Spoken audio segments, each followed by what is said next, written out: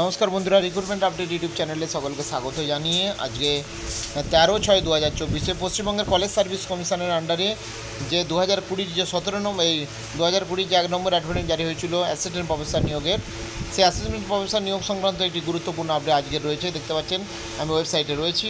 দেখুন আজকে 13/6/2024 আজকের একটি নোটিশ জারি করা হয়েছে, একটা সংশোধনী নোটিশ জারি করা হয়েছে। আসুন এই সংক্রান্ত নোটিশটা আমরা একটু দেখে নিই ডাউনলোড করে। কী রয়েছে, রিকাউন্সিলিং সংক্রান্ত নোটিশ রয়েছে, একটু আসুন দেখে নেওয়া যাক।